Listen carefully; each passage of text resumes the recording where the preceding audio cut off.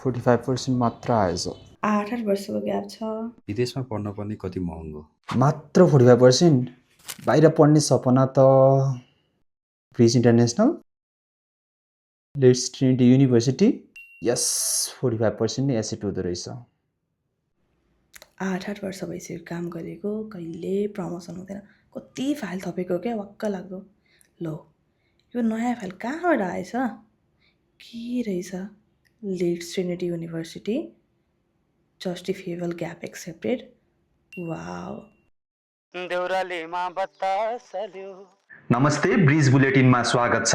मात्र 11,900 tuition fee र एकदमै एफोर्डेबल लिभिङ कस्ट भएको लिड्स सहरमा रहेको लिड्स ट्रिनिटी युनिभर्सिटीमा सेप्टेम्बर 2026 इन्टेकका लागि एप्लिकेसन ओपन भइसकेको छ।